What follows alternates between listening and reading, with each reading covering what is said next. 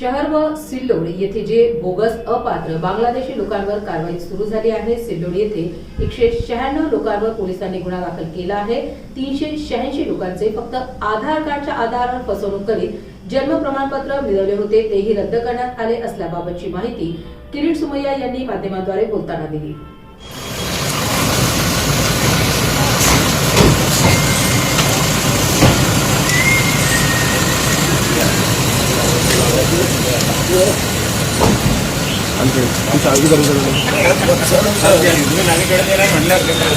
काल प्रोग्राम आला होता सगळं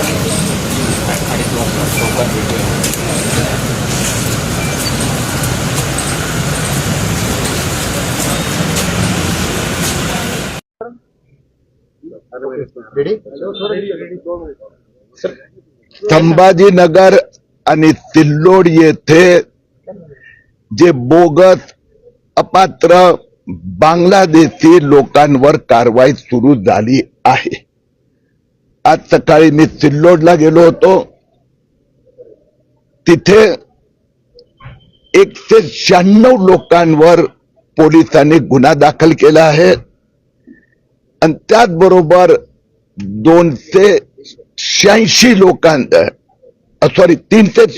लोकांचे त्यांनी फक्त आधार कार्डच्या आधारावर फसवणूक करून जन्म प्रमाणपत्र मिळवले होते, तेही रद्द करण्यात आले आहे। संभाजीनगर येथे एकंदर 47 लोकांवर त्यांनी फसवणुकीने प्रमाणपत्र मिळवलं म्हणून गुन्हा दाखल झाला आहे आणि 136 लोकांनी फक्त आधार कार्डच्या आधारावर येथे जन्म झाल्याचा कोणताही पुरावा नाही म्हणून त्यांचे पण जन्म प्रमाणपत्र रद्द केले आहे, त्यांच्यावरही गुन्हे नोंदवले जाणार। तुम्ही आज उपायुक्तांची भेट घेतली, काय चर्चा झाली? उपायुक्त पण होते, महसूल विभागाचे पण अधिकारी होते। एकंदर संभाजीनगर शहरात 1076 लोकांना जन्म प्रमाणपत्र देण्यात आले होते। त्यातना आतापर्यंत चौकशीच्या आधारावर जवळजवळ 200 लोकांवर गुन्हे दाखल करण्यात येणार। सिल्लोडचा तुम्ही मुद्दा म्हणला तर स्थानिक स्वराज्य संस्थांच्या निवडणुका झाल्या तर अशा त्या जे लोक आहेत तिथले जे घुसखोर लोक आहेत त्यांनी देखील मतदान केलं आणि त्याचा समावेश आहे यात। आता हे एक वेगळ्याच प्रकारचा घोटाळा समोर आला। टप्प्याटप्प्याने एक कारवाई होत आहे। निवडणूक आयोगाची मी भेट घेतली आहे। महाराष्ट्रात एप्रिल नंतर SIR सुरू होणार आणि या सगळ्यांचे मतदार यादीतून नावं काढली जाणार। त्याचबरोबर आधार कार्ड प्राधिकरणानेही सांगितलंय की महाराष्ट्रात जे 2,24,000 ज्यांचे जन्म प्रमाणपत्र रद्द केले जात आहेत त्या सगळ्यांचे आधार कार्ड पण रद्द केले जाणार।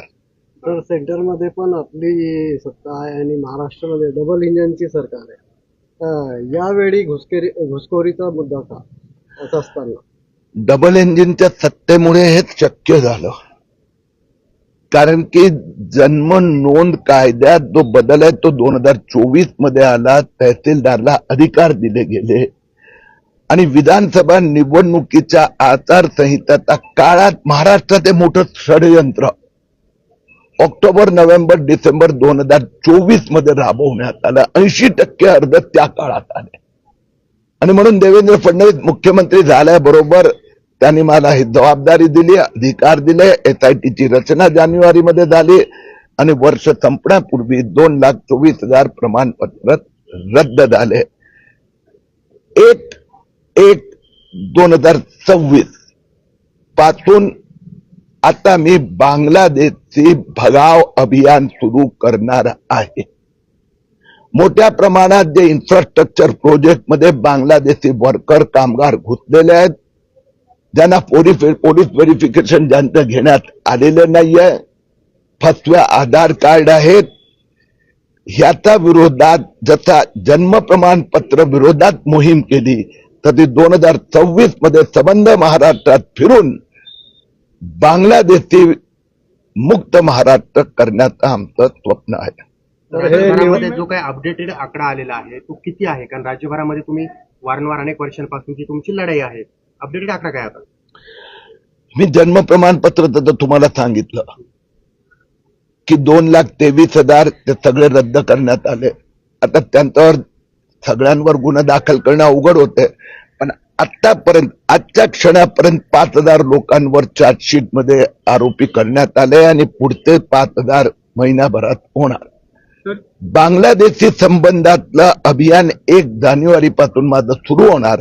हळूहळू त्याचं अध्ययन करून पहिलं आम्ही 14 महत्वाची शहरं महाराष्ट्रात आहे आणि एक मुंबई आणि पुणे, आता 16 शहरात कॉन्सन्ट्रेट करणार.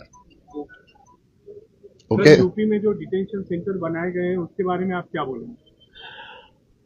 वास्तव में ऐसा है कि जो भी कोई अगर विदेशी या घुसखोर करके आता है तो उनको तो हिंदुस्तान में सुप्रीम कोर्ट ने भी कह दिया कि भाई इसको हम धर्मशाला यानी कुछ ऐसा बना नहीं सकते, तो डिटेंशन सेंटर भी बनेगा. अभी जो मैंने ये 2,23,000 का है, पहले उसको जवाब देना पड़ेगा. उसके पास हिंदुस्तान में जन्म हुआ उसका कोई भी प्रमाण पत्र है ही नहीं, उसके पास कोई भी कागज नहीं है, तो कहां का है वो उसने कहना पड़ेगा. वो ब्रह्म देश का हो, बांग्लादेश का हो, पाकिस्तान का, जहां का है उसको वहां जाना पड़ेगा. सर, ऐसा नहीं लगता इलेक्शन से पहले आप ये खास तौर पे ये मुद्दा ला रहे हैं? मुझे लगता है कि आपको इतना तो ध्यान में होगा कि मैं जनवरी 2025 में पहली बार आया था इस विषय को लेके. जी आप आए थे. तो भैया तो 1 साल से मेहनत कर रहा हूं.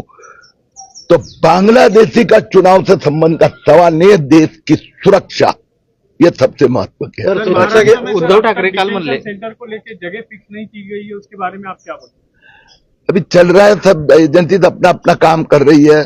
मुंबई में भी डिटेंशन सेंटर बना है, महाराष्ट्र और जगह बना रहे हैं.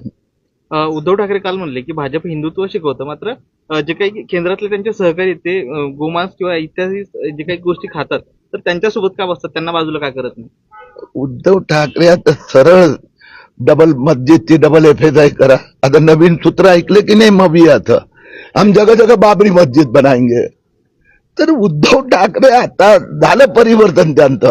लक्षात आलं ना, आता भगवं गेलं आणि हिरवं आलं आहे. लाज वाटली पाहिजे उद्धव ठाकरे सेनेच्या नेत्यांना.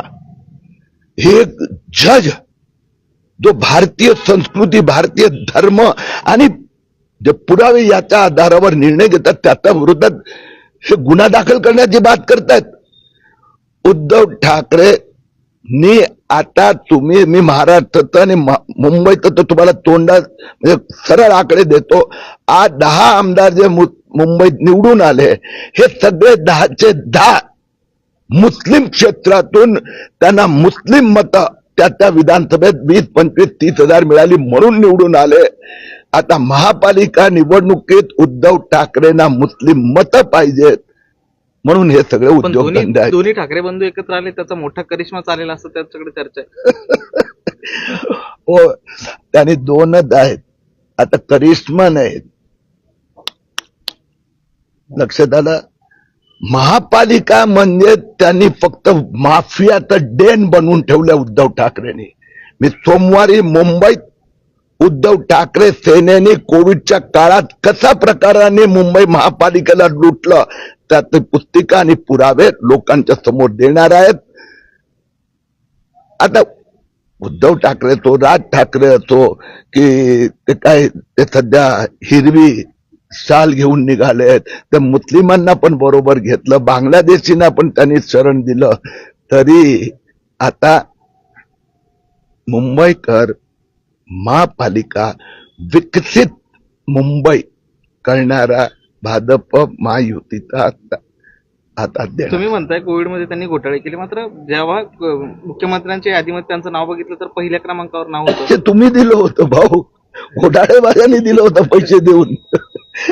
मी तर सगळे पुरावे दिले आणि अर्धी सेना तर जेलमध्ये गेली होती त्यावेळेला. सगळे आदित्य ठाकरेचे मित्र पासून राईट हँड पासून सगळेच जेलमध्ये, सगळ्यांवर केसेस चालूच आहे अजून. तुम्ही जे घोटाळे बाहेर काढणार त्याच्यातून कोण कोण जेलमध्ये जाईल? राहुल गांधी का इल्जाम है कि बीजेपी नफरत की सियासत कर रही है, खौफ की सियासत कर रही है. आज जरूर तो बांग्लादेशी को लेके बांग्लादेशी को वोट बैंक बनाकर ये देश की सुरक्षा से खिलवाड़ करेगा तो बांग्लादेशी घुसखोर के लिए नफरत से भी ज्यादा हम ऐसे घुसखोर को दुश्मन मानते हैं. कोविडमध्ये कोविडचं घोटाळे तुम्ही काढताय त्याच्यात कोण कोण जाणार आहे मध्ये?